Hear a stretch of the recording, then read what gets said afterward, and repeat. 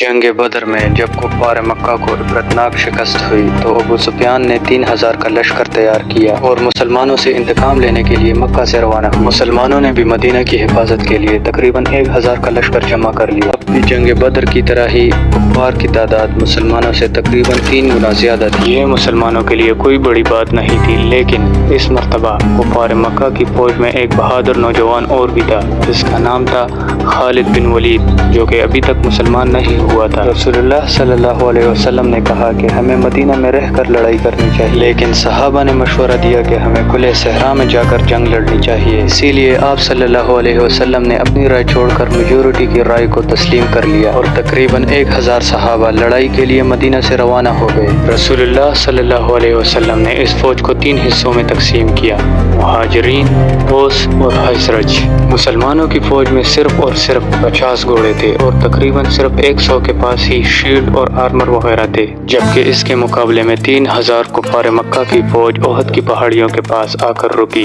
और मुसलमानों का इंतजार करने लगी। इस फौज को अबू जहल के बाद मक्का का नया सरदार अबू सुफियान लीड कर रहा था। अबू सुफियान की बाई जानिब अबू जहल का बेटा इकरमा, जबकि दाईं जानिब खालिद बिन वलीद लीड कर रहे थे। कुफ्फार की फौज से लड़ने के लिए जब मुसलमानों की 1000 की फौज ओहद के मकाम पर पहुंची तो मुसलमानों की फौज में मौजूद सबसे बड़े मुनाफिक अब्दुल्ला बिन उबय ने कहा कि इनसे लड़ना तो खुदकुशी है, हम इनसे नहीं लड़ेंगे। अब्दुल्ला बिन उबय और उसके 300 साथी जंग से अलग हो गए और मुसलमानों को मैदान जंग में छोड़कर अकेले चले गए। अब मुसलमानों की तादाद सिर्फ 700 रह गई और उनके सामने कुफ्फार की 3000 की फौज खड़ी थी। आप सल्लल्लाहु अलैहि वसल्लम ने 50 तीरंदाज इस पहाड़ पर भेजे ताकि कुफ्फार इन पर पीछे से हमले न कर दे, और इन 50 तीरंदाजों को साफ ऑर्डर दिए गए कि अगर तुम देखो कि मुसलमान जंग जीत गए तो तुम इस पहाड़ को छोड़कर नीचे नहीं उतरोगे, और अगर तुम देखो कि मुसलमान हार गए और उनकी गोश्त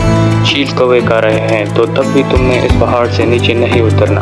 काफिरों की फौज से एक बंदा सामने आया और मुसलमानों को चैलेंज किया तो हजरत अली ने आगे जाकर उसका काम तमाम कर दिया। फिर उसका भाई सामने आया तो हजरत हमजा ने उसको हलाक कर दिया। फिर कुफ्फार आगे आते गए और मुसलमान सबको एक एक करके हलाक करते गए। इसी के साथ दोनों फौजों ने एक दूसरे पर हमला कर दिया। पहले लड़ाई थोड़ी मुश्किल थी, लेकिन फिर सहाबा ने उन पर काबू पा लिया और उन्हें खत्म करते गए और मक्का वालों के हौसले पुस्त होते गए और थोड़ी सी लड़ाई के बाद बदर की तरह मैदान छोड़कर पीछे भागने लगे। क्लियरली ये लग रहा था कि मुसलमान जंग जीत चुके हैं, इसीलिए पहाड़ पर मौजूद तीरंदाजों में से 41 तीरंदाजों ने पहाड़ छोड़कर नीचे उतरना शुरू कर दिया ताकि वो माल गनीमत इकट्ठा कर सकें। अब पहाड़ पर सिर्फ 9 तीरंदाज रह गए और खालिद बिन वलीद इसी मौके का इंतजार कर रहे। जैसे ही वो पहाड़ी से नीचे उतरे, खालिद बिन वलीद अपने घुड़सवारों के साथ तेजी से पहाड़ी के गिर्द घूम कर पिछली तरफ बढ़ने लगे। अब मंजर बिल्कुल बदल चुका था। मुसलमान जीती हुई जंग के बजाय 2 फौजों के दरमियान फंस चुके थे और आहिस्ता आहिस्ता मुसलमान शहीद होने लगे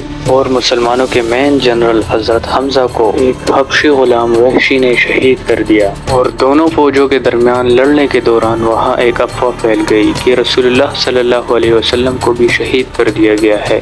और ये अफवाह इसलिए फैली क्योंकि खालिद बिन वलीद जब पहाड़ी के पीछे की तरफ से हमला कर रहे थे तो उनके एक ग्रुप ने मोहम्मद सल्लल्लाहु अलैहि वसल्लम के कैंप पर भी हमला कर दिया था और वहाँ पर आप सल्लल्लाहु अलैहि वसल्लम की हिफाजत के लिए सिर्फ 9 लोग मौजूद थे।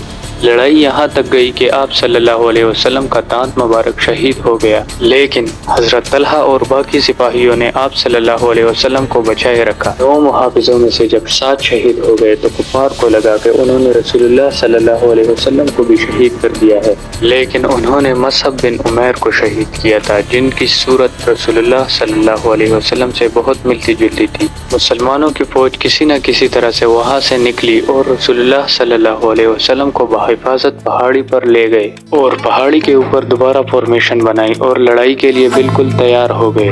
मक्का वालों के घोड़े पहाड़ पर चढ़ नहीं सकते थे और बगैर घोड़ों के उनकी रफ्तार बहुत आहिस्ता होती और मुसलमान इन पर बहुत तीर बरसाते। इसीलिए अबू सुफियान ने फैसला किया कि बस इतना बहुत है, अब हम मक्का वापस जाएंगे। जाने से पहले अबू सुफियान ने हजरत उमर से पूछा कि क्या हमने मोहम्मद को शहीद कर दिया है? तो हजरत उमर ने कहा कि नहीं, वो तो बिल्कुल ठीक है और ये जो جو تم کچھ کہہ رہے ہو وہ یہ سب سن رہے ہیں۔ اس پر ابو سفیان کو بہت زیادہ غصہ آیا، کیونکہ ابو سفیان نے یہ جنگ اس لیے کی تھی تاکہ محمد کو شہید کیا جا سکے اور مدینہ پر قبضہ کیا جائے، لیکن ان کا کوئی بھی آبجیکٹیو ان کو نہ مل سکا اور آخر کار وہ واپس چلا گیا۔ تاریخ میں بہت سارے ہسٹورین اس جنگ کو مسلمانوں کی شکست تسلیم کرتے ہیں، لیکن بہت سارے ہسٹورین یہ بھی سمجھتے ہیں کہ مسلمانوں کو بہت زیادہ نقصان ہوا، لیکن مکہ والوں کا کوئی بھی آبجیکٹیو پورا نہیں ہوا اور انہیں بھی شکست ہوئی اور وہ واپس لوٹ کر چلے گئے۔ ایک چیز مسلمانوں نے اس جنگ سے سیکھی کہ کبھی بھی جنگ کے دوران اپنے لیڈر کے آرڈر کے خلاف نہیں جانا، اور پھر آنے والے سالوں میں بڑے بڑے سپر پاور کے ساتھ لڑائیوں کے دوران انہوں نے کبھی بھی اپنے لیڈر کے آرڈر کے خلاف ورزی نہیں کی۔